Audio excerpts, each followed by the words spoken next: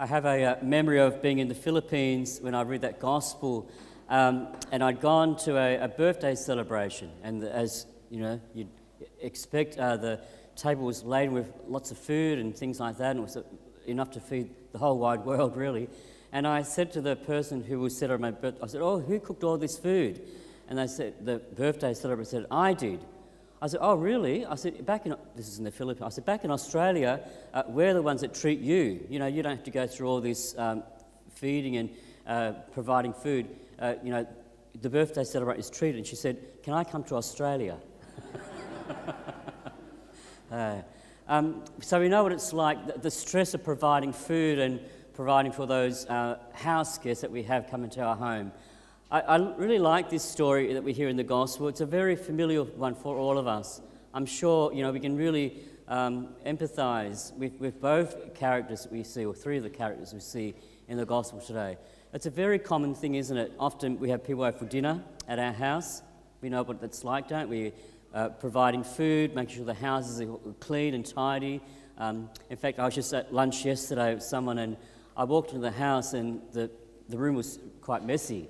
It wasn't a parishioner, that's okay.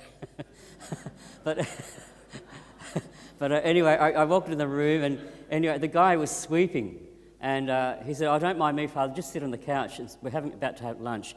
And I said, "Oh," but I was amazed because he had two eyes on his broom and two ears listening to our conversation. I thought, "Wow, how does he do it?"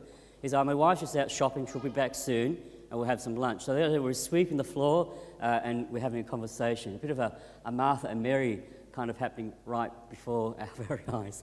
But we know what it's like, don't we? And I don't know about you guys, but I know that when we have people over our house, I'm going to make a confession now here, but probably not so much here in Sydney, but I've been in Darwin. And, you know, you have the place spick and span, and, you know, for example, I might be doing the cooking and you have the guests come over, and you don't get a word in because you're too busy trying to get the work done, you know, trying to make sure the meat's, you know, right, and the veggies aren't boiled over and all that kind of thing. And you can hear that they're having laughter out in the lounge room, you know, and they're having a wonderful time talking and laughing and carrying on while you're kind of a slave in the kitchen. You've had that experience before? Yeah? And you know, it's all very nice, and then everyone goes home, and then from my confession is at the end, I'm just so ropeable. I'm so angry. You know, why didn't anyone come out and help me in the kitchen? Why didn't anyone come out and help me wash the dishes after? You were having all the fun out there, laughing, carrying on. I was slaving away at the stove, the kitchen. I'm sure we've all had that kind of experience before. This is a Martha and Mary experience. Jesus come into their home.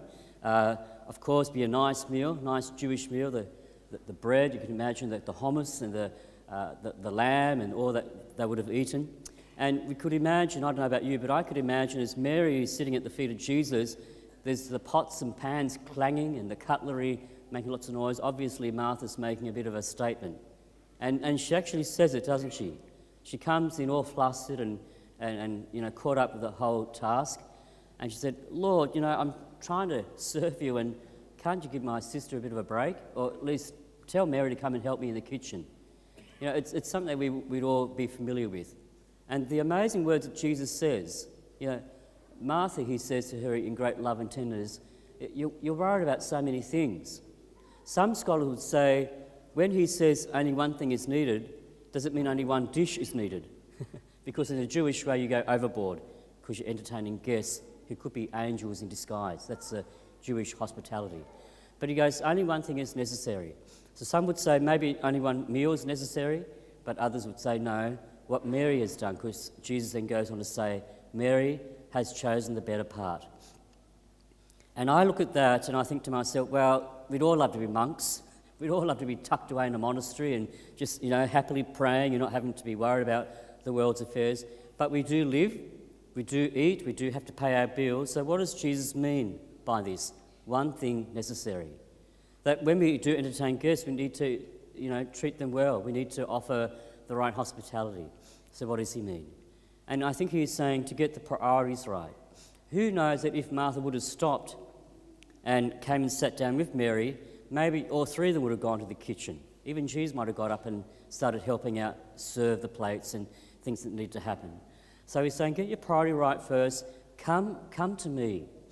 come and listen to me, and come and receive my hospitality, my generosity, my feeding, my serving of you that comes through my presence, that comes through my word, that comes through my authority in your life. And then, as it says in one of the Bible passages, seek first God's kingdom, then everything will be added unto us. We want to do it the other way. We want to go around and do everything and make sure everything's in place. Then we'll go and seek God's kingdom. Then we'll go and pray. Then we'll call out to the Lord. But we'll get things right first. But Jesus say, no, one thing is needed. Come and sit by my feet first. So what it's a call to prayer, isn't it? And I was thinking about this. We live very busy lives. Where do we get that time to pray? Some of us are very busy with kids, family, young mums, young dads. Some of us are very busy with lives, working 9 to 5, coming home and quite tired. So where do we find that one thing necessary, that prayer? And maybe it might, my sister, she gets up in the morning and she'll, rather than put the telly on the radio, she'll turn on the praise and worship music just to get into that kind of attitude. And I know people who are driving or commuting to work, you read your Bible or listen to a podcast, that one thing necessary. Trying to start our day with prayer. As busy as it is, maybe even getting up a little bit earlier, some of us come to daily mass. That's our way of doing that one thing necessary. Some of us, can go away for a retreat or a conference, that one thing necessary. Whatever it is, trying to do that one thing necessary, opening up to the Lord for prayer. Notice also that the Gospel of Luke is very big into not only hospitality, but prayer, but also women. And we see something very interesting with Mary, that Mary takes the place of a man, because it was only men, disciples who were men, who would sit at the feet of the rabbi. So Jesus is seen as this great rabbi, this great teacher, and Mary's taking the place of the man. That's why Martha's saying, she should be with me in the kitchen. And how many of us have kind of been criticised for that, stay in the kitchen, stay in the place, that's where you are. No, Luke tells us in his gospel, we're all equal. All of us should be at the place of Jesus, at his feet, listening to him, and all of us should be serving. So they take these two attitudes of contemplative prayer and active prayer. And Ignatius Loyola says, let's be contemplatives in action. So first and foremost, seeking God in prayer, setting day of prayer, seeking the Lord in whatever way you do, in song and praise songs or the Bible or the podcasts, and then being contemplative, then showing that love in action. So as we together come today, we're contemplative, as it were. Perhaps we are like Martha, distracted and worry about so many things, and the Lord is saying to us, only one thing necessary. Come to my table, come and receive communion, and from there be blessed, be healed, be strengthened, and carry on with your duties.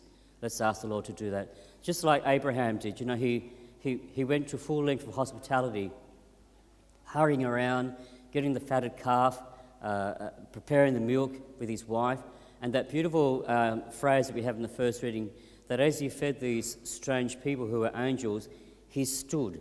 So that sense of readiness, he was there in their presence, ready to serve them. Let's have that same attitude in our hearts as we pray and seek to begin our day in prayer, then we can be standing ready to serve the Lord in whatever way he calls us to.